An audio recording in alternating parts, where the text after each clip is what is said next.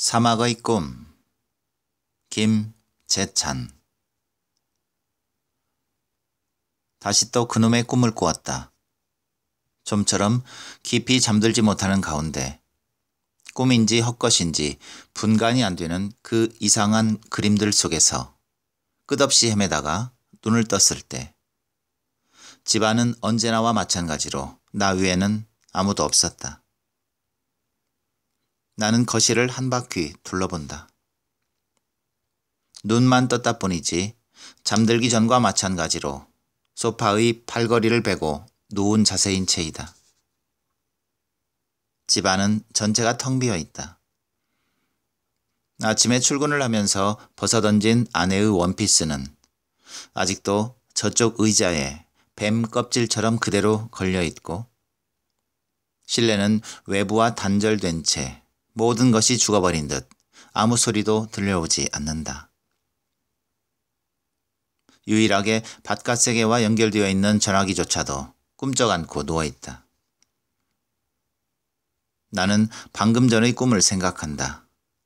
리비아 사막과 그 사막을 가로지르는 마른 강, 와디에 대한 꿈이다.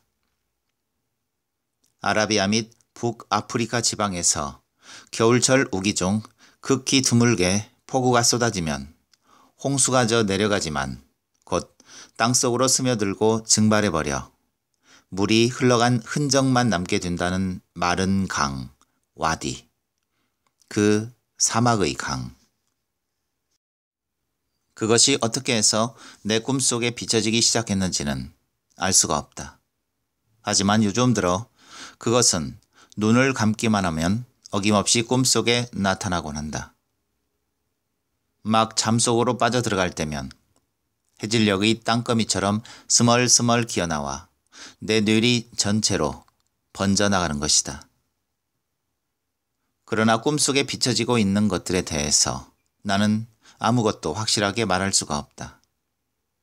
이제까지 리비아에 가보기는커녕 그 밖의 어떤 사막도 직접 두 눈으로는 본 적이 없다. 와디에 대해서는 더구나 알고 있질 못하다. 그럼에도 내 꿈속에 비춰지는 것들을 굳이 사막이고 모래 벌판이라 한다면 내 눈으로 직접 확인할 수 있었던 것이라야 기껏 우리나라 서해안이나 남해안의 몇몇 해수욕장 모래벌 뿐이다. 그러니까 꿈속에 비춰지고 있는 것은 실상 리비아의 사막도 아니고 와디는 더더구나 아닌지도 모른다. 내가 보았던 해수욕장의 모래벌과 그곳에 길쭉하게 패여있던 홈이 부분적인 확대를 거듭한 끝에 사막과 비슷하게 보여지고 더 나아가서는 리비아의 광활한 사막과 와디로 연상작용을 하게 되었을지도 모를 일이다. 어떻든 나는 지금 꿈에 대해서 이야기하고 있는 중이다. 그것도 키리코의 그림 속인 듯 적막하기 그지없는 사막과 마른 강 와디에 대해서. 서로 내가 보았던 모래벌이 부분적인 확대와 연상작용으로 그렇게 비춰지고 있는 것이라 할지라도 나는 그것이 리비아의 광활한 사막이며 와디라고 단언하는 것이다. 그런데 한 가지 이상한 것은 그 꿈이 끝나갈 즈음이면 의례껏 한 송이 달맞이 꽃이 보여진다는 사실이다. 끝없이 이어지는 사막을 헤매다가, 아니 그런 꿈속에서 헤매다가 깨어날 때쯤이면 노란 달맞이꽃 한 송이가 내 눈앞에 펼쳐지는 것이다.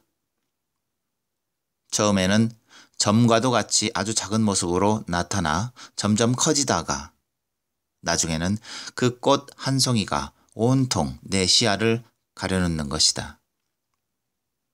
노란 달맞이꽃 한 송이. 사막이나 와디도 그렇겠지만 어쩌면 그것은 꿈이 아니라 생각에 지나지 않는 것인지도 모른다.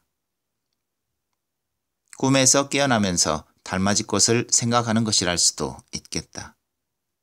하지만 그것은 참으로 이상했다. 꿈의 연장이든 생각에 지나지 않는 것이든 사막을 헤매던 끝이면 달맞이꽃을 보게 되다니 말이다. 대체 사막과 달맞이 꽃은 어떤 관계가 있는 것일까? 아니, 어째서 내 꿈속에 사막이 나타나는 것일까? 언젠가 모처럼의 술자리에서 건설회사에 다니는 친구에게 꿈을 이야기한 적이 있었다. 사막을 관통하는 대수로 공사 때문에 리비아에 자주 드나드는 친구였는데 그 공사의 본래 명칭은 대인공강 건설 사업이라며 리비아에 대한 몇 가지 이야기를 해주었다. 리비아의 국기엔 문양이 없이 오직 한 가지 녹색만이 가득한 깃발이라는 것.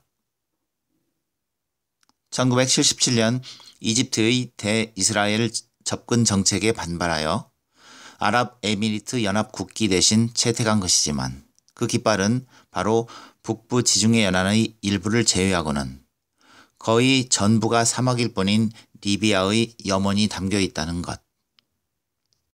녹색에 대한 그리움, 생명과학 그 근원인 물에 대한 한을 나타내고 있다는 것 등등. 하고 보면 내 꿈속에 나타나고 있는 것들이 리비아의 사막이며 그 한복판을 가로지르는 와디라고 구체적으로 말하는 것도 그 친구의 이야기를 듣고 나서부터가 아닌지 모르겠다.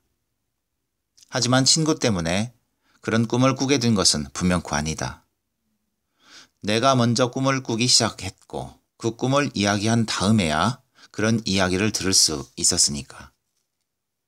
그렇다면 어떻게 해서 그런 꿈을 꾸기 시작한 것일까? 그리고 달맞이 꽃은? 꿈을 꾸고 난 다음이면 나는 의례껏 멍하니 앉아 그런 생각에 잠기곤 한다. 하지만 그런 것들이 어떻게 해서 내 꿈속에 들어와 비춰지기 시작했는지는 알 수가 없다. 함에도 불구하고 한 가지 분명한 사실은 그 적막하기 짝이 없는 꿈속의 그림들을 이제는 말없이 즐기기 시작했다는 것이다. 그렇다. 언제부터인지는 모르지만 나는 아련한 향수처럼 그것을 즐기고 있었다. 처음에는 그 엉뚱한 꿈에 그저 멍멍한 기분이곤 했지만 그것이 되풀이되고 시간이 흐르다 보니 이제는 어떤 그리움의 빛깔마저 띄고서 내게 다가오고 있는 것이다. 말하건대 그 그리움은 적막한 그리움이랄 수 있겠다. 인두로 이마를 지지는 듯한 한낮의 햇빛. 수백 킬로미터를 달려도 풀 한 폭이 없는 모래벌. 한도 끝도 없는 지평. 이따금씩 버려져 있는 새카만 드럼통. 이등변 삼각 구도로 놓여있는 앙상한 동물의 뼈. 그리고 그 끝에 보여지는 달맞이꽃 한 송이.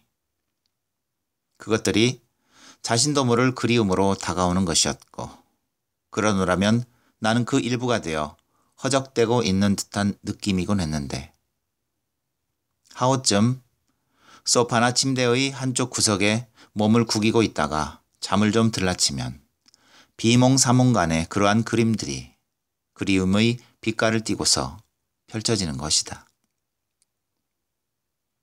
아내는 아직 돌아오지 않고 있다. 시계는 이제 겨우 5시. 베란다에는 광목처럼 눈부신 햇발이 걸려 있었고 따라서 아내가 돌아오려면 아직도 멀었다. 일정한 직장도 없이 빈둥거리기만 하는 나를 대신하여 돈을 벌러 나간 아내. 그녀는 언제나 날이 어두워진 다음에야 돌아오곤 한다. 아니, 어쩌면 오늘도 어제와 마찬가지로 자정이 거의 다 되어서야 들어오게 될지도 모르는 일이다. 꽤 시간이 흘렀건만 나는 여전히 소파에 비스듬히 누운 채이다.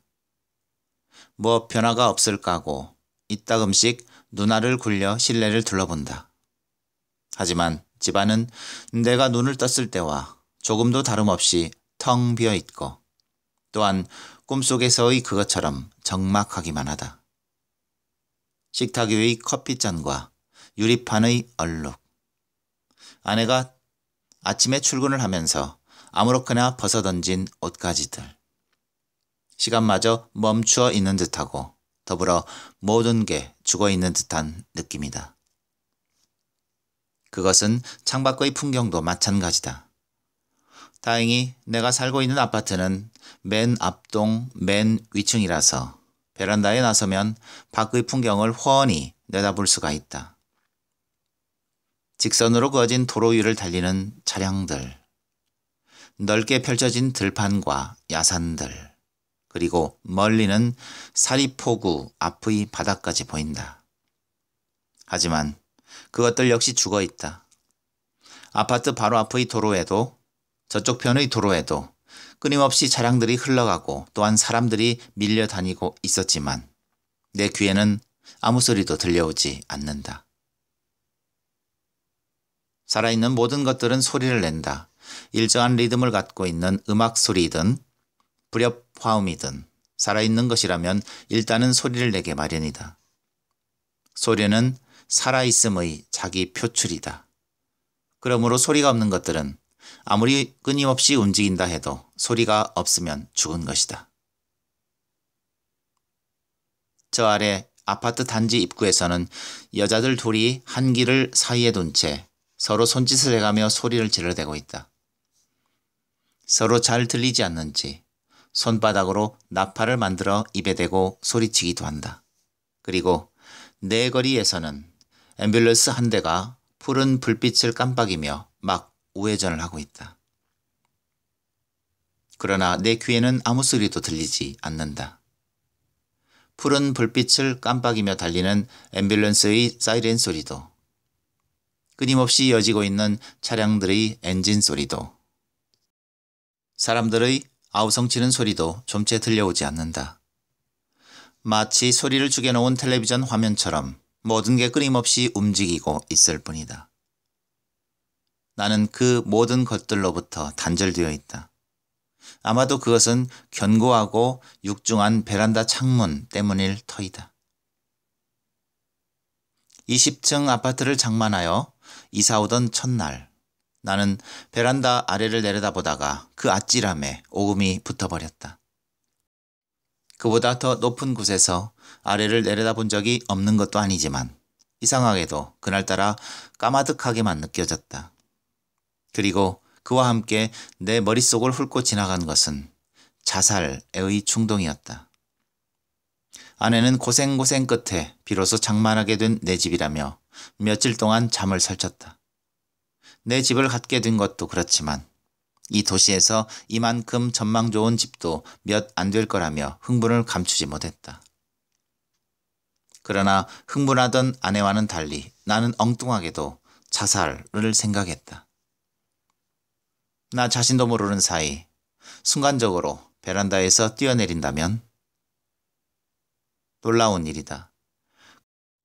그 끔찍한 광경을 상상하는 것도 그렇지만 사춘기를 거치면서 몇 번인가 사로잡혔던 자살의 충동을 30 넘어 40이 다 되어가는 지금까지 간직하고 있다니 말이다. 허나 사춘기의 심오했던 것과는 달리 지금의 그것은 망상일 뿐이다. 나는 곧잘 망상에 사로잡힌다.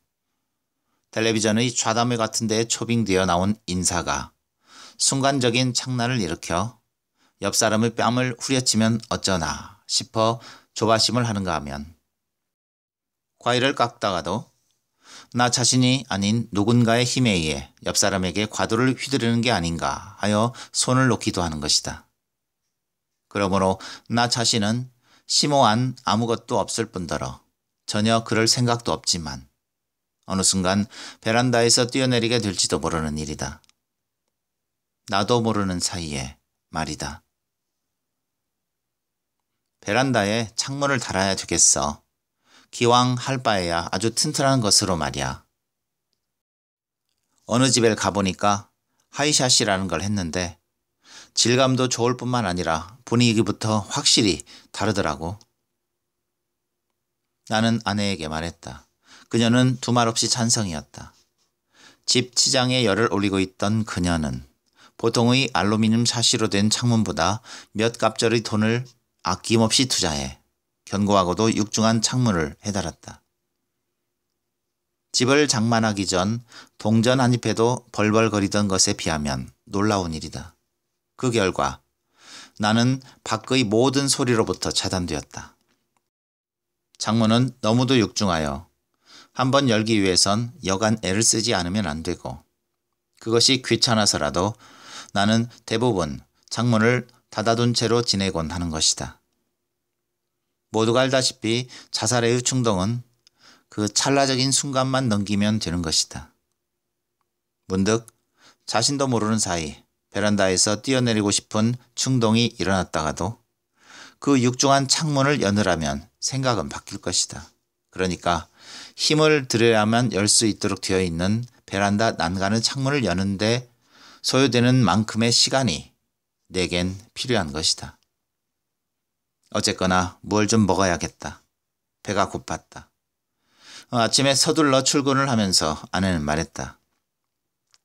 냉장고 안에 소시지도 있고 계란도 있어요. 찌개는 전자레인지 속에 있으니 단추만 누르면 되고요. 알았죠? 매일 되풀이되는 말이다. 그러나 그것들은 아직도 냉장고 안에 전자레인지 속에 그대로 남아있다. 이제껏 한 번도 열리지 않고 한 번도 단추가 눌러지지 않은 채. 적어도 점심 무렵이면 열리고 눌려야 할 것인데 저녁때가 가까워져서도 그렇게 잠자코 있는 것이다. 아내는 없다. 나는 흡사 발성 연습이라도 하는 듯 중얼거려 보았다. 죽어있던 공간에 비로소 소리가 살아 내 귀에 들려온다. 내 소리다. 아내가 없으므로 나는 당연히 슬프다. 아니, 슬프다고 소리내어 말하고 싶다. 함에도 불구하고 내가 느끼는 것은 단지 몇 가지 생활의 불편함 뿐이다. 냉장고 속의 소시지와 계란을 꺼내 프라이팬에 붙이고 전자레인지 속 찌개를 데워 식탁에 꺼내놓는 일 등. 며칠째 추근추근 비가 내리고 있다. 좀 그치는가 싶으면 또 내리고 잔뜩 흐려진 하늘이 거치는 듯 싶다가도 이내 다시 흐려지곤 한다. 그리고 그와 함께 여름도 서서히 끝나가고 있다. 기상청에서는 이번 비가 그치면 기온이 한층 떨어지겠다고 했다. 완연히 가을로 들어서는 것이고 가을 날씨의 전형인 일교차 역시 심해질 것이라고도 했다. 불을 밝히는 저녁이면 베란다 창문에 날벌레들이 날아와 파득대다가 살충제 먹은 모기떼처럼 후두둑 떨어져 죽곤 한다. 아침에 일어나 내려가 보면 화단의 잔디 사이에서 밤새 창문에 부딪혀 파득대다가 떨어져 죽은 날벌레들의 시체를 발견할 수가 있다. 어떤 것들은 방충망의 작은 구멍에 머리를 틀어박힌 채 죽어있기도 했다. 물론 그것들은 자세히 살펴보지 않으면 발견할 수 없는 것이지만 그렇게 날벌레들이 죽어가면서 가을이 오고 있었다. 비가 내리는 동안 나는 손바닥의 손금들을 들여다보며 지냈다. 내가 손금들을 들여다보는 것은 베란다에 나서면 망상처럼 사로잡히곤 하는 자살내의 충동과도 무관하진 않을 터인데, 물론 그동안에도 나는 소파에 웅크린 채 가물가물 잠속으로 빠져들면서 리비아의 사막과 와디에 대한 꿈을 꾸었고, 그 꿈이 끝날 즈음 사파처럼 끼어들고 나는 달맞이 꽃을 보곤 했다. 그러니까 그런 꿈을 꾸고 나면 손금들을 살펴보곤 했던 것인데, 어느 것도 확실치 않은, 하다못해 죽음까지도 확실치 않은 내 앞날에 대해서 무엇인가를 알아내고 싶었던 것인지도 모르겠다. 그렇다. 나는 모든 게 불확실하기만 한 내 앞날에 대해서 무슨 단서라도 찾아내고 싶었다. 손바닥의 손금들은 암호처럼 내 운명을 나타내고 있을 터이다. 하지만 아무리 손금을 들여다보고 또 들여다보아도 내 앞날을 점쳐낼 수는 없다. 어쩌면 그것은 당연한 일일 것이다. 역술가나 점술가처럼 어지럽게 그어진 손금들 속에 감추어진 운명을 해독해낼 만한 능력을 가지고 있는 것이 아니니 말이다. 내가 알고 있는 것이라고 해야 기껏 생명선 정도일 뿐이다.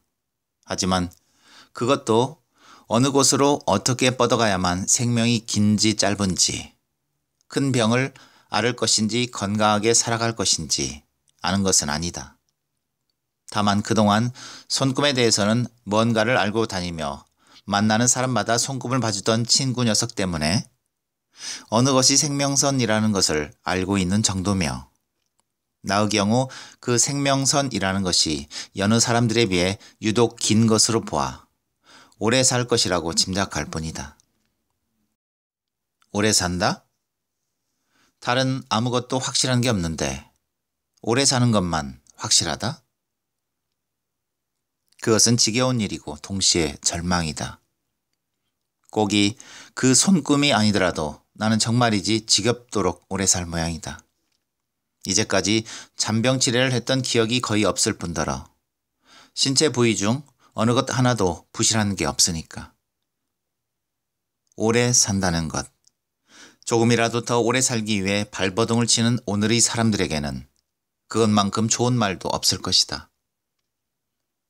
박수를 치고 환호성을 지를 일이다. 하지만 내게 있어 그것은 절망이다.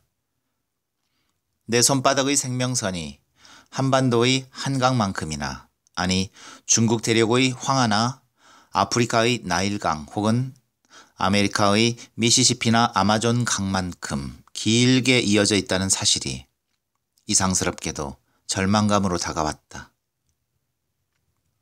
나는 그 이상스런 절망감 속에서 참으로 엉뚱하게도 달맞이꽃을 보고 있었다. 사막과 와디에 대한 꿈에서 헤매다가 그것이 끝날 즈음이면 달맞이꽃이 보여지듯 손금을 들여다보다가 절망감으로 허덕이다 보면 달맞이꽃이 떠오르곤 하는 것이다. 글쎄, 손금과 달맞이꽃은 대체 어떤 관계에 있는 것일까? 사막과 달맞이꽃은 또한 어떤 관계에 있는 것일까?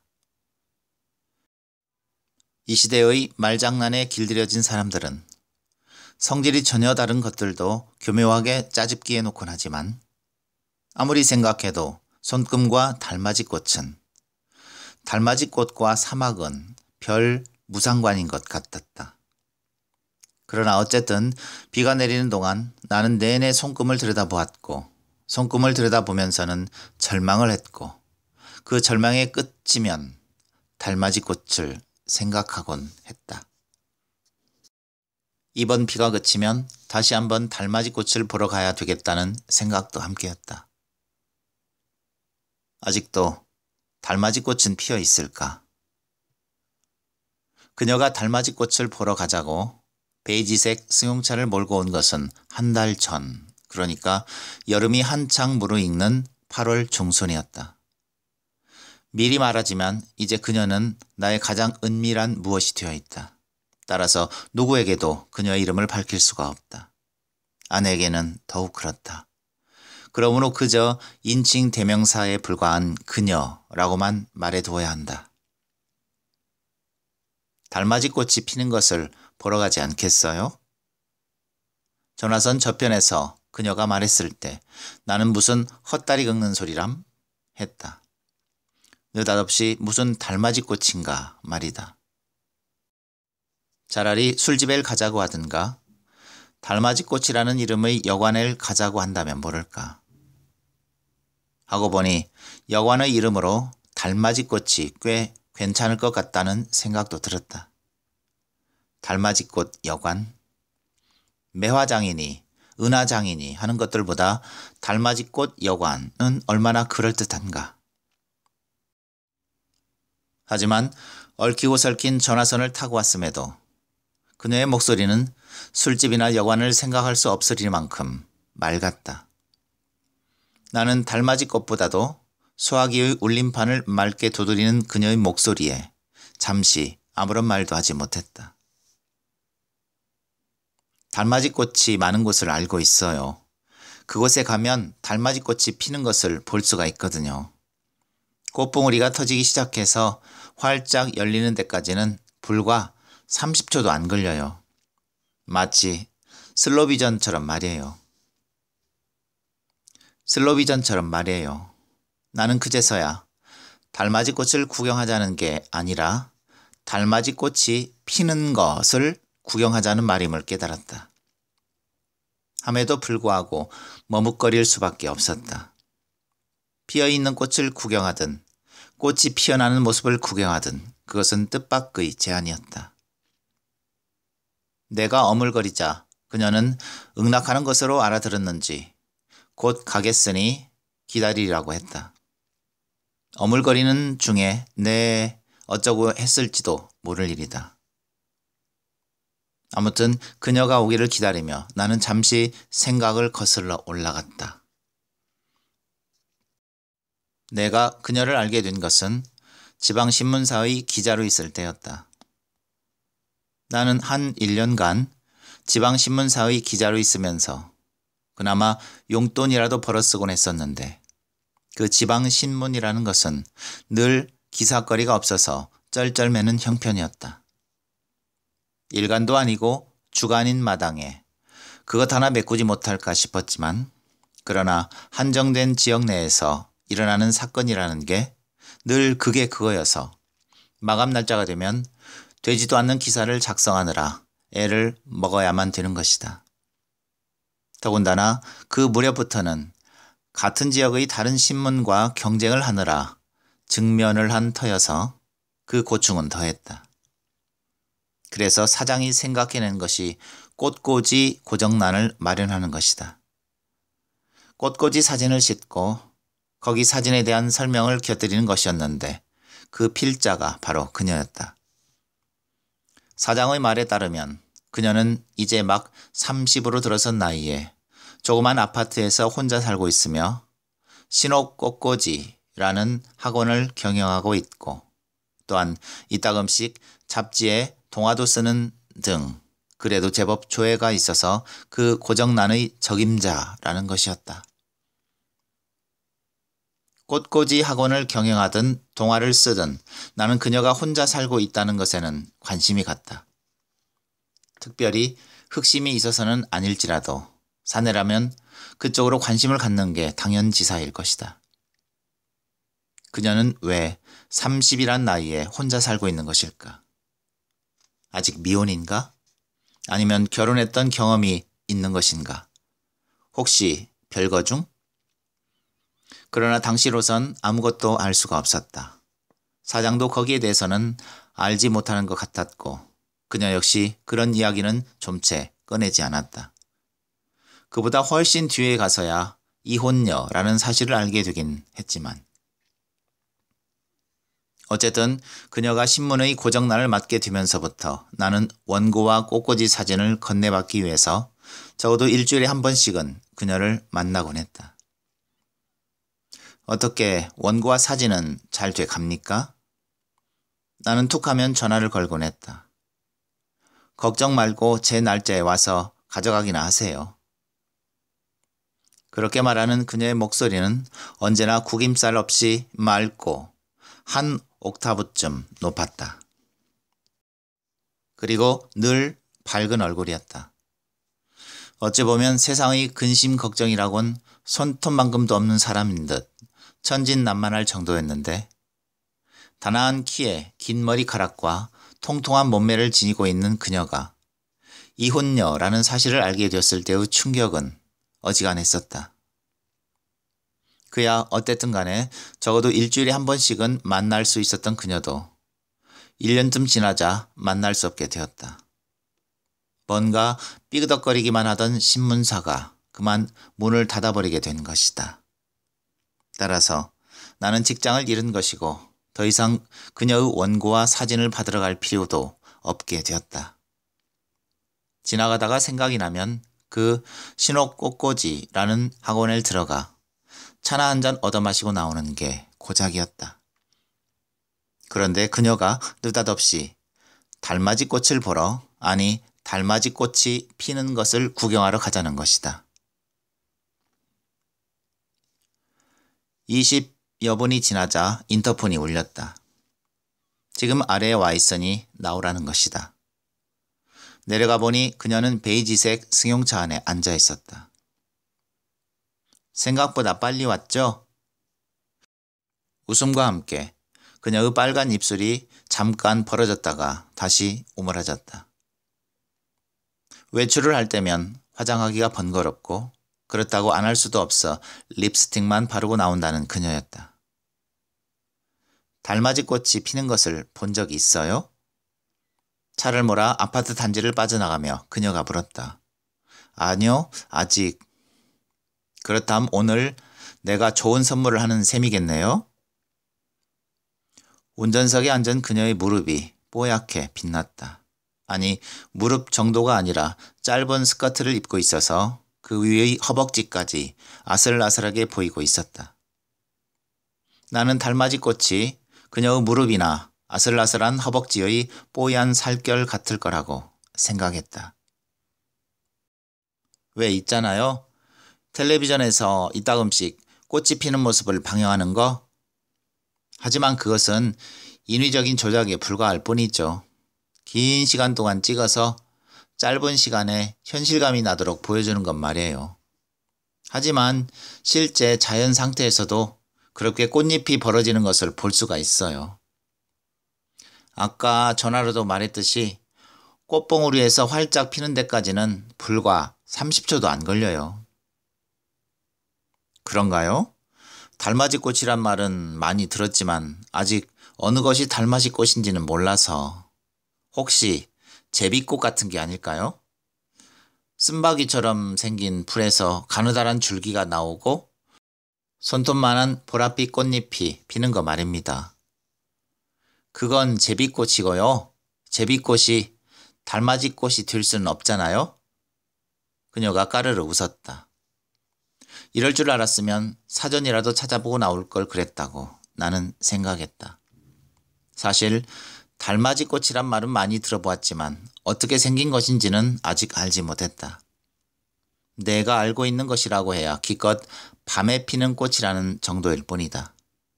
그리고 밤에 피는 만큼 연약하고 작고 제비꽃처럼 생기지 않았을까 생각되었다.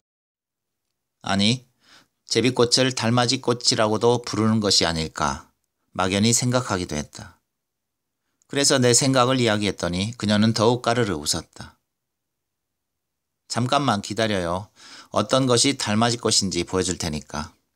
의외로 달맞이 꽃을 모르는 사람이 많은 것 같아요.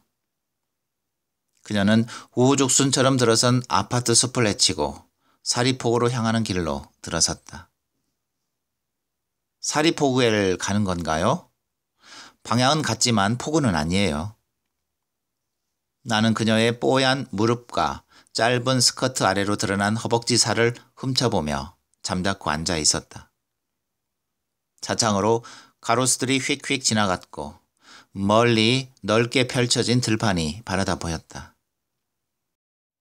그 들판 저쪽 편에 자리 잡고 있는 사리포구도 눈에 들어왔다. 계획도시 안산의 서쪽 편 한 구석에 자리 잡고 있는 사리포구. 이곳에 본격적으로 도시가 들어서기 훨씬 이전부터 있어왔고 또한 아직도 옛 모습을 그런대로 간직하고 있는 사리포구에는 물이 차고 빠짐에 따라 작은 고깃배들이 드나들었고 그때마다 조그만 어시장이 이루어지곤 한다. 뿐만 아니라 횟집들도 질비하게 늘어서 있어 주말이면 사람들이 몰려들어 북적대곤 한다. 이 도시에 사는 사람은 물론 이려니와 수원, 광명, 안양, 멀리는 서울이나 성남 등지에서도 수산물을 사고 회를 먹기 위해 꾸역꾸역 몰려들고 포구 앞의 도로는 그들이 가지고 온 차량들로 점유당하기 일쑤다. 나 역시 곧잘 그곳을 드나들었다. 혹간 친구들이 찾아오면 그곳에 가 한 접시의 회에 소주를 마셨고 할 일이 없을 때도 그곳을 찾아가 이것저것 구경하다가 돌아오곤 했다.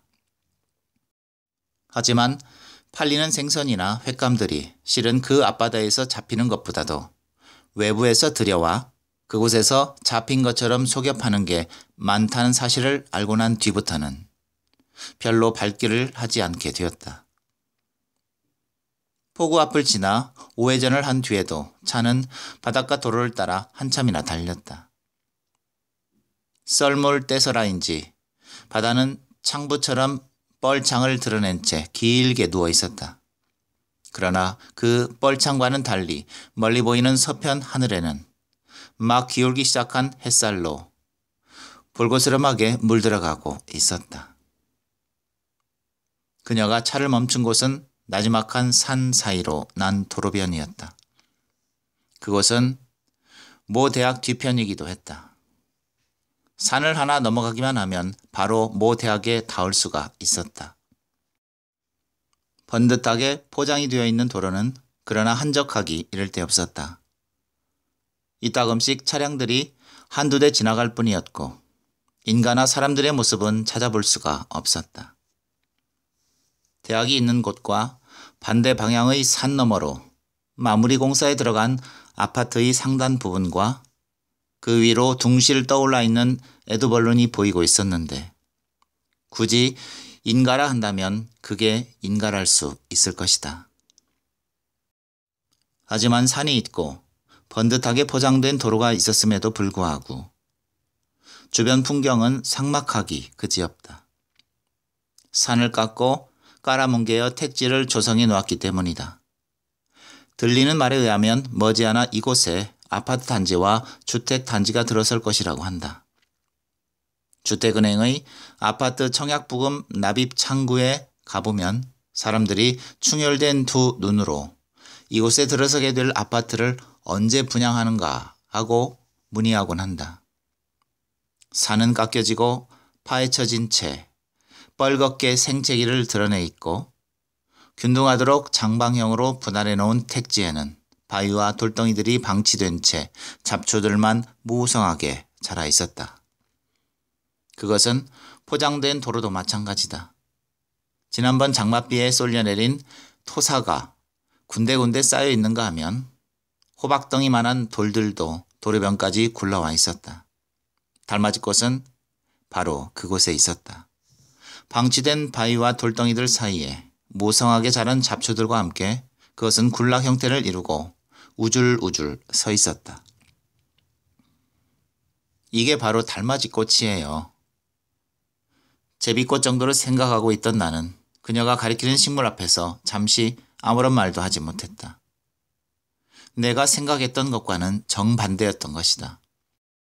줄기가 제법 굵고 튼튼한 것이 꼭 밭에서 자라고 있는 참깨를 생각해 했는데 키도 우리들의 허리깨쯤 닿았고 가지가 여러 개로 갈라진 채 머리 위에는 잉크병 뚜껑만한 시간 노란 꽃들을 달고 있었다.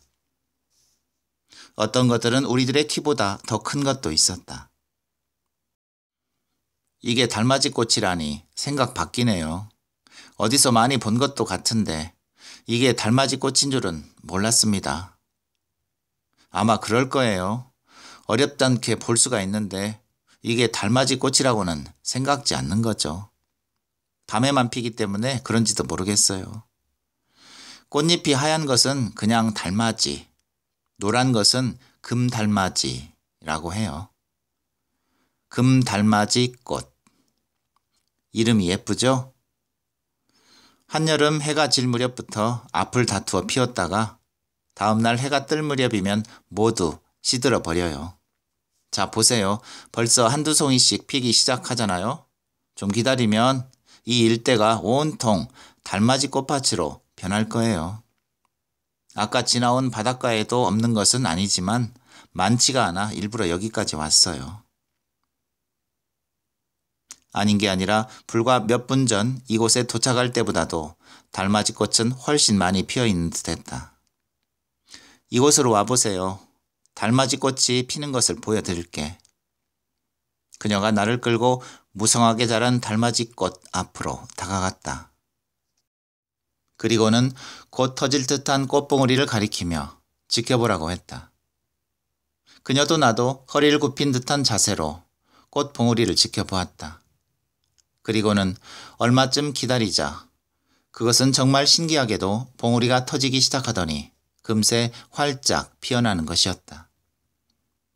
30초도 안 걸린다고 했지만 실제로 꽃봉오리가 터지기 시작하여 활짝 열리기까지는 5초 정도밖에 걸리지 않았다. 신기하고 또 신기했다. 텔레비전의 화면 조작에 의해서나 볼 수 있는 것을 실제로 보다니 말이다.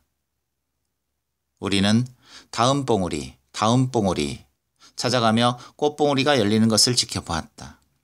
그럴 때마다 우리의 몸은 가볍게 부딪히곤 했다.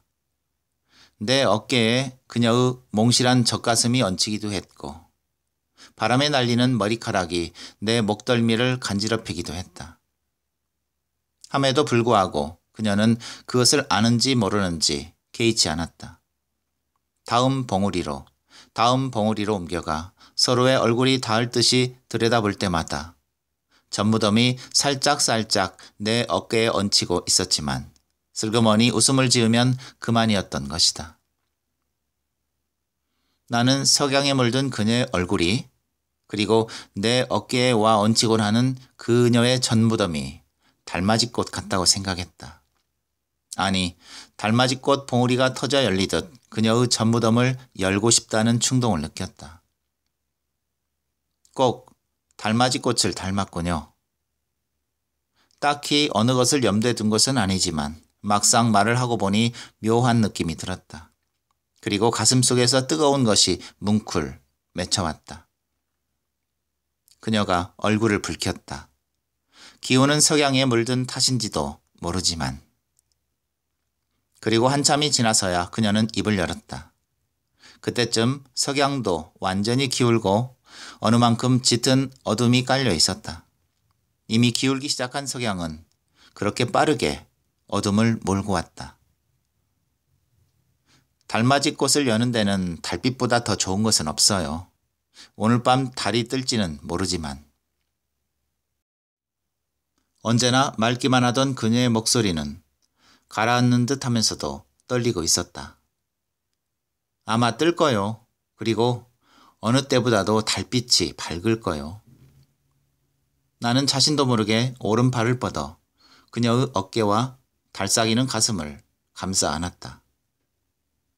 어느새 어둠은 짙어져 있었고 달맞이꽃은 이 효석의 메밀꽃보다도 더 하얗게 피어 있었다.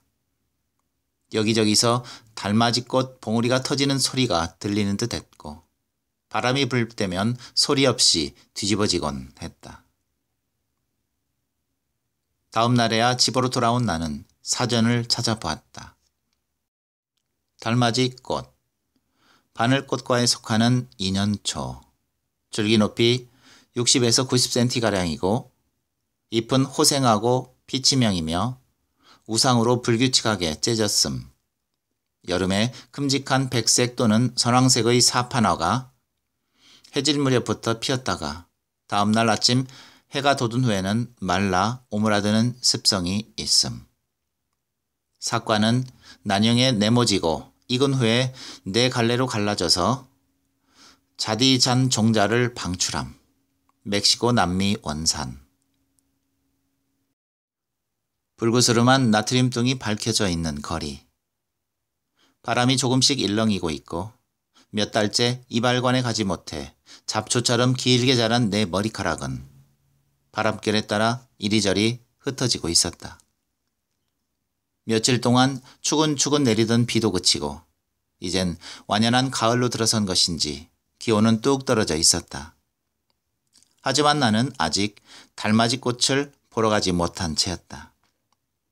비가 그치면 혼자서라도 다시 한번 그곳을 보러 가리라 했는데 아직도 달맞이꽃은 밤이면 꽃봉오리를 열곤 할까?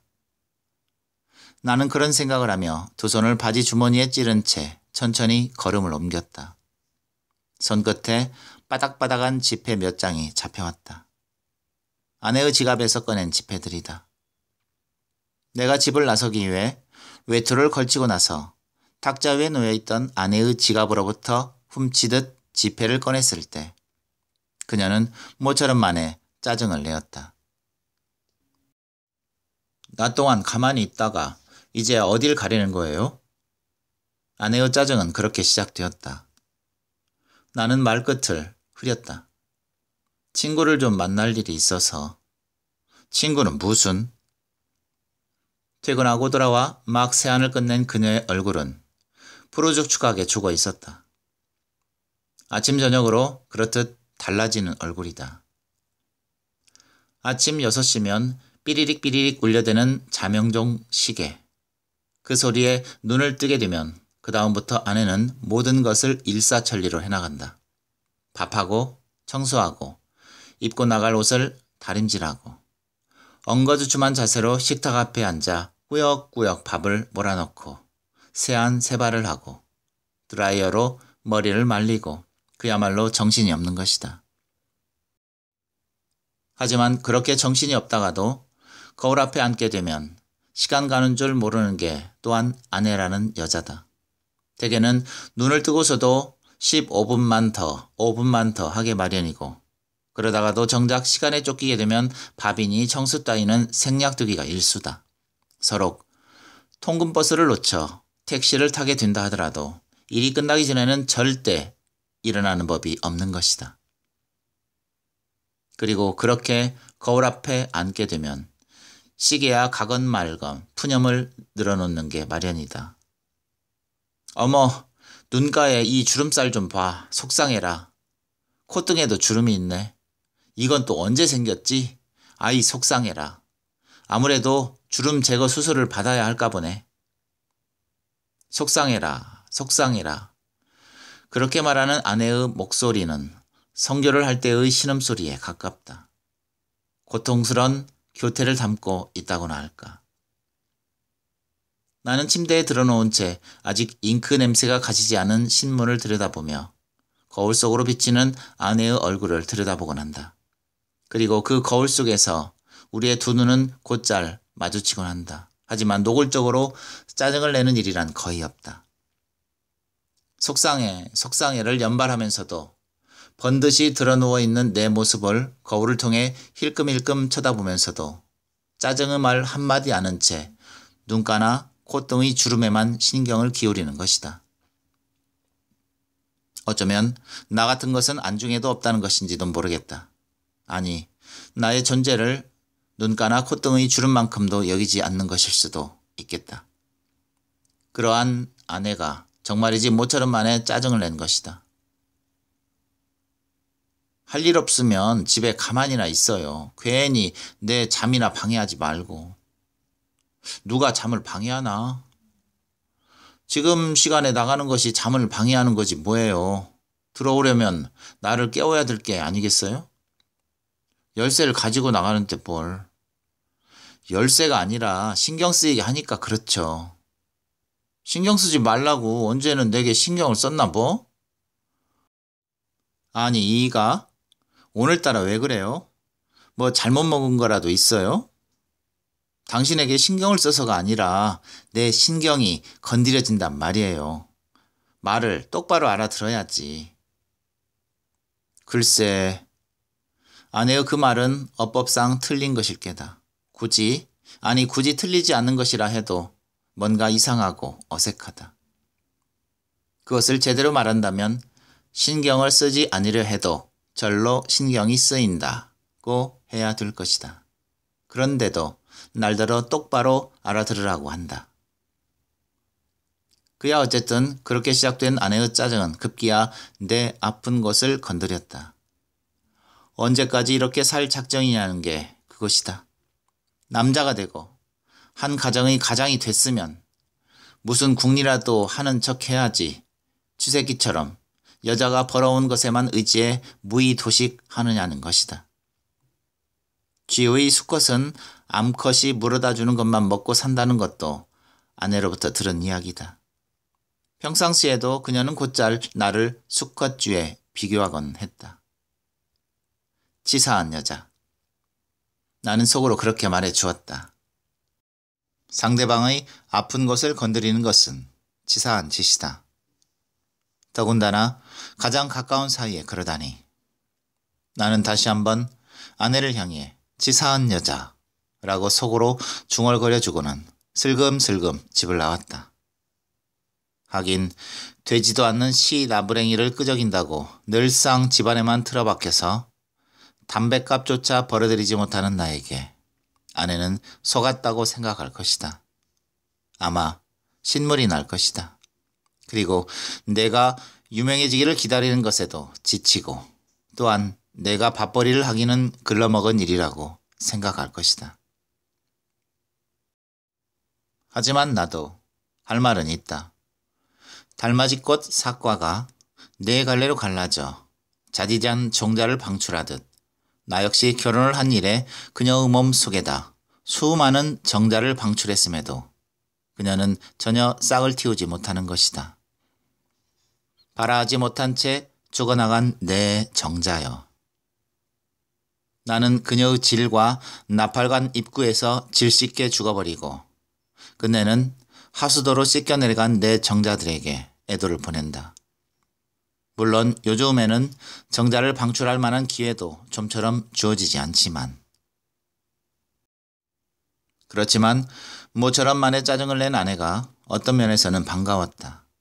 그것은 나에 대한 최소한의 관심을 나타내는 것일 터이므로. 나는 그런 반가움과 내 정자에 대한 애도를 동시에 느끼며 주점 꽃지방의 출입문을 밀고 들어섰다. 친구는 먼저 나와 기다리고 있었다. 안색이 안 좋아 보이는군. 어디 아픈 곳이라도 있나? 친구는 내 얼굴에서 평소와는 다른 분위기를 읽어낸 모양이다. 제법 눈치가 있는 녀석이다. 오히려 잘 됐지 싶었다. 그렇잖아도 한 가지 일을 부탁하려던 참이었으니 말이다. 자네 언제 리비아에 들어가게 되는가? 리비아에 갔으면 싶어서 말이야. 자네가 리비아에? 아직도 그 사막인지 와디인지 하는 꿈을 꾸는가? 친구가 나를 빤히 쳐다보았다. 녀석이 또 신경정신과에 가보라고 말할 참이었다는 것을 나는 알 수 있었다. 전에도 꿈 이야기를 했을 때 그는 신경쇠약증에 걸린 것 같다며 신경정신과에 가보라고 했었다. 녀석이 내 얼굴에서 평소와는 다른 분위기를 읽어낼 수 있다면 나도 그쯤은 읽어낼 수가 있는 것이다. 꿈은 꿈이고 실은 일을 좀 했으면 싶어서 말이야. 그 대수로공사인지 대인공강 건설 사업인지 하는 것 말일세. 나도 웬만큼은 노동을 할 수 있다고. 나는 대자에 힘을 주어 말했다. 우리나라 사람처럼 대자를 좋아하는 인종도 드물 것이다. 나라 이름부터도 대한민국이다. 그러므로 친구에게 환심을 사두지 않더라도 기분을 흡족하게 해둘 필요가 있을 것이다. 친구는 흡족한 얼굴로 크게 웃어 젖혔다. 그리고는 배를 불룩이 내밀며 술잔을 단숨에 비워낸 뒤 손바닥을 쫙 펼쳐 쓱하니 입술을 닦아냈다. 리비아의 건설 현장에서 노동을 하겠다고? 그 책으로? 누구 죽일 일 있냐? 그곳이 어떤 곳인지 알고나 하는 소리야? 너 같은 사람은 단 하루도 견디지 못한다고. 쓸데없는 생각 말고 시나 써. 시나 써. 서로 키가 엇비슷한데도 친구는 가소롭다는 듯이 나를 내려다보았다. 어느 구석 신이 나 있었다. 상대가 가소롭게 여겨질수록 신이 나는 법이다. 그래 실컷 가소롭게 여겨라. 네가 나를 가소롭게 여겨 내가 리비아에 갈 수만 있다면 그리하여 노동을 하고 돈을 벌어 가장의 구실을 할 수만 있게 된다면 얼마든지 가소로움을 당해도 상관이 없다. 그러나 멍석을 잘못 깔아준 것인지 그는 저 혼자만 신이 나서 떠들어댔다. 리비아에 가겠다는 나의 말은 저 뒷전으로 밀어둔 채. 리비아의 대수로공사. 그것은 금세기 최대의 토목공사다. 그리고 사막국가 리비아에서는 문양없는 녹색 국기가 상징하듯이 물에 관한 한 지상의 목표이며 영원한 소망이고 따라서 대모험을 하는 것일 수밖에 없다. 벵가지에서 트리폴리에 이르는 북부 지중해 연안은 올리브 나무와 대추 야자 등이 그런대로 숲을 이루고 있다. 말하자면 연간 강우량이 500mm 정도로 경작이 가능한 지역이다. 그러나 겨울철 우기에만 집중될 뿐 건기에는 급속히 말라버린다.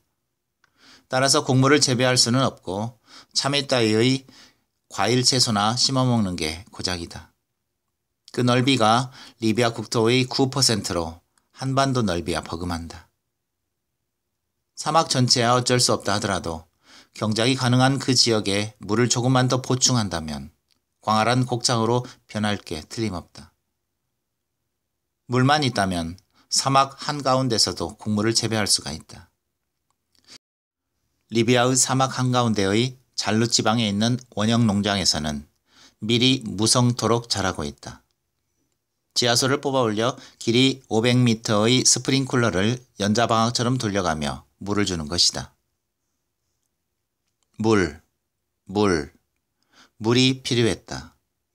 마른 강 와디를 콸콸 흘러가게 할 물만 확보된다면 사막을 비옥한 곡창으로 바꿔놓을 수가 있다.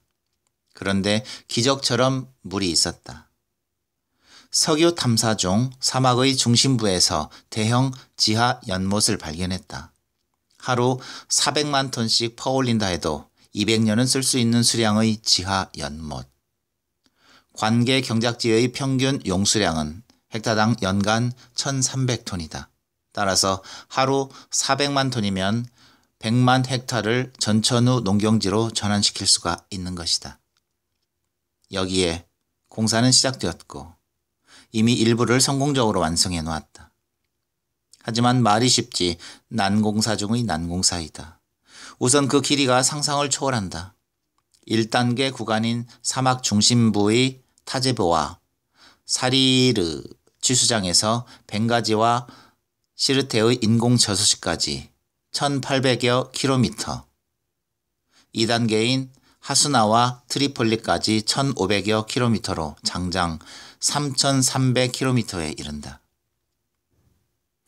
우리식으로 계산한다면 8,000리가 넘는 길이인 것이다. 뿐만 아니라 만약 이 수로를 땅 위로 낸다면 도중에 증발하는 수량을 감당할 수 없고 모래 폭풍이 덮쳐 메워버릴 것이므로 대구경의 관을 만들어 지하에 하나하나 묻어나갈 수밖에 없다. 대형 트럭이 지나가고도 남을 직경 4m에 무게 7.5톤에 달하는 거대하고도 견고한 시멘트 관. 곳에 따라서는 최고 26기압의 정수압이 걸리기 때문에 그 압력에 견디도록 관을 만들고 틈새 없이 이어붙여야 한다. 그것은 고도의 기술이 필요한 작업이다. 그리고 공사비만도 82억 달러에 달하고 공사 기간도 약 19년이나 걸리는 대역사인 것이다. 그렇지만 그 공사가 성공적으로 끝난다 하더라도 문제는 남게 된다. 대량으로 지하수를 퍼올리다 보면 인접 국가의 지하 수면이 낮아져 분쟁이 발생할 수도 있고 사막 기후에 뿌려지는 물이 계속 증발되는 결과 토양의 염도가 높아지는 것은 어쩔 것인가. 그러나 리비아인들로서는 비장한 선택인 것이다. 물을 얻기 위한, 사막을 곡창으로 바꾸기 위한. 그 공사에 우리의 건설회사가 참여하고 있다. 인적이라고는 찾아볼 수 없는 광막한 사막 한가운데로 들어가 텐트를 치고 털을 닦아 시멘트관 제조 공장을 짓고 그 공장에서 7.5톤의 거대한 시멘트관을 만들고 그 무게를 견딜 수 있는 운반로를 닦아가며 도랑을 파 관을 하나하나 연결해 묻어나간다. 지지는 듯한 불볕, 모래 폭풍, 타는 듯한 갈증, 그리고 복병처럼 모래 밑에 숨어있는 안반들. 그것들과의 끊임없는 싸움인 것이다. 창밖으로 달빛이 밝았다. 음력 보름인가? 오랜만에 보는 달빛이다. 이 계획도시 안산에도 달이 뜬다는 사실을 처음으로 깨닫는 기분이다. 불이 꺼져 있는데도 방안이 환했다. 옷걸이에 걸어놓은 옷가지들도 희끄무레하게 보이고 텔레비전이며 장식장들 역시 희미하게 보이고 있다. 그리고 침대에 누워 잠들어 있는 아내의 모습도 눈에 들어온다. 눈과 코, 잠옷 사이로 드러난 도톰하고도 뽀얀 어깨살과 겨드랑이에 접혀진 주름살도 찾을 수가 있을 것 같다. 그리고 쌕쌕거리는 숨소리도 들려오고 있다. 그런데 이상하게도 잠이 오지 않는다. 아니, 생각해보면 이상할 건 없다. 낮에 소파 같은 데서 웅크리고 있다가 잠깐씩 눈을 붙이기 때문에 밤이면 쉽사리 잠을 이루지 못하곤 하는 것이야 늘상 있어왔던 일이 아닌가. 나는 천천히 눈을 돌려가며 방 안을 둘러보았다. 희끄무레한 벽지, 침대 머리맡의 전화기, 벗어던진 양말과 구겨던진 종이 조각들. 그러다가 다시 창밖으로 시선을 돌렸다. 달빛은 여전히 밝았다. 그것은 옛날 고향에서의 한겨울밤 달빛을 생각게 하는데 그 때문인지 문득 달맞이꽃이 떠올랐다. 택지 조성으로 마구 파헤쳐져 삭막하게 그지없는 흙더미 가득 피어있다가 바람이 불면 쏴 뒤집어지고 나던 그 달맞이꽃. 달맞이꽃을 여는 데는 달빛보다 더 좋은 것은 없다고 했던 여자. 그리고 그날 밤 달맞이꽃처럼 열리던 그녀의 가슴. 달맞이꽃은 아직도 피어 있을까? 그러나 그런 기대는 말아야 했다. 며칠 전 그러니까 친구에게 리비아에 가겠다고 말했다가 내 이야기는 제대로 꺼내지도 못한 채 되풀이되는 무용담처럼 리비아의 토목공사에 관한 이야기만 잔뜩 얻어듣고 돌아온 다음 날 나는 그녀에게 전화를 했었다. 아직도 달맞이꽃이 피어 있을까요? 그러나 그녀의 대답은 아주 간략했다. 달맞이꽃은 여름 한철에만 피는 꽃이에요.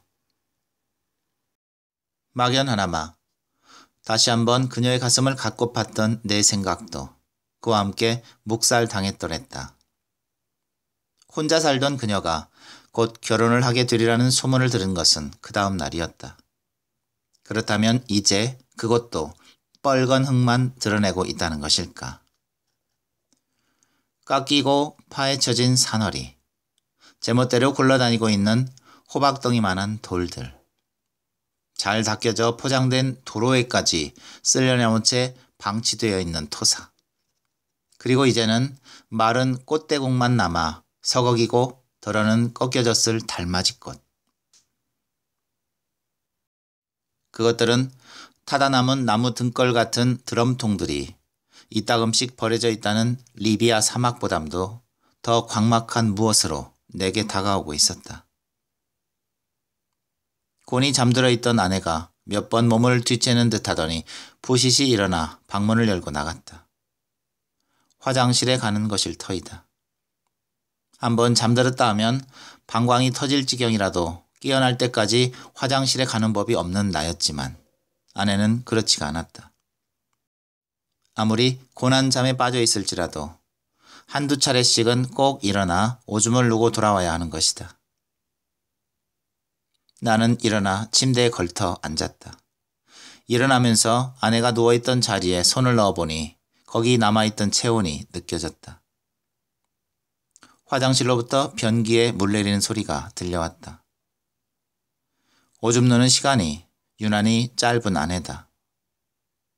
엉덩이를 까내리고 변기에 앉기가 무섭게 쏴 오줌을 누고는 금세 일어나는 것이다. 지금 아내는 팬티를 올리기 전 한두 방울 묻어있을 오줌을 화장지를 뜯어 찍어내고 있을 것이다. 그런 다음 물을 한번 적시듯 손을 씻을 것이고 아내가 오줌을 누고 나온 다음 화장실에 들어가 보면 변기의 물 속에는 언제나 화장지 한두 조각이 풀어져 있게 마련이다. 왜 그러고 있어요? 화장실에서 돌아온 아내가 무심코 침대로 기어오르다가 거기 우두커니 앉아있는 나를 발견하고는 다소 놀람의 목소리를 낸다. 달빛이 유난히 밝아 보여. 달빛이요? 원참. 아내는 콧숨과 입숨을 동시에 내쉬었다. 그리고는 창문을 한번 흘끔 바라보더니 아무것도 아니라는 듯 침대에 올라가 눕는다. 나도 별 수 없이 침대 한쪽에 몸을 눕힌다. 내 어깨가 가만히 아내의 어깨에 가 부딪히며 얇은 잠옷을 사이에 두고 살결이 느껴진다. 아내가 꿈지럭거려 자리를 조금 비켜준다. 달맞이 꽃이 생각나. 나는 무심한 척 말한다. 아내는 돌아놓은 채 잠시 사이를 두었다가 말한다.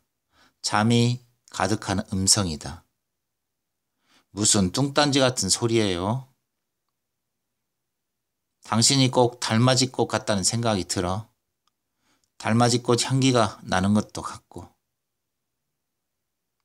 아내의 잠옷을 가만가만 들추고 손을 넣어본다. 뱃살이 만져진다. 아내는 무심한 척 그대로 누워있다. 이어 젖무덤으로 손을 가져가 본다. 볼록거니 융기되어 있는 젖무덤도 만져진다. 나는 아내의 뱃살과 젖무덤을 느낀다. 그러다가 약간의 힘을 가하여 아내의 어깨를 잡아당겨 본다. 그러나 잠시 동안 모르는 척하고 있던 아내는 내 손을 밀어낸다. 그런 다음 베갯머리에 코를 박듯 한껏 더 돌아누우며 말한다. 나 피곤해요. 그 한마디에 나도 돌아눕는다. 돌아누울 수밖에 없다. 아내와 내가 덮고 있는 한 장의 담요. 그러나 등과 등 사이의 공간으로 인해 길고 긴 굴곡이 생긴다. 그 굴곡에 적막감이 쌓인다. 시계의 초침 소리가 적막을 더한다. 째깍째깍, 짤깍짤깍, 철컥철컥. 이제 잠을 자야 한다. 나는 눈을 감는다. 그리고 어렴풋이, 아주 어렴풋이 잠들어간다. 내가 잠들어가고 있구나. 나는 생각한다. 그렇듯 어렴풋이 잠들어가고 있는 내 눈에 리비아의 저 광막한 사막이 펼쳐진다. 내가 광막한 사막을 걸어가고 있다. 끝없는 지평, 풀 한 폭이 없는 모래펄, 지지듯이 내리쬐는 불볕, 덮쳐오는 모래폭풍, 버려진 드럼통, 그리고 타는 듯한 갈증. 그 속을 내가 가고 있다. 물이 필요하다. 타는 듯한 갈증을 해소시켜줄 마른 강 와디를 적시며 콸콸 흘러갈 물이 필요하다. 석유 탐사 중 발견했다는 대형의 지하 연못.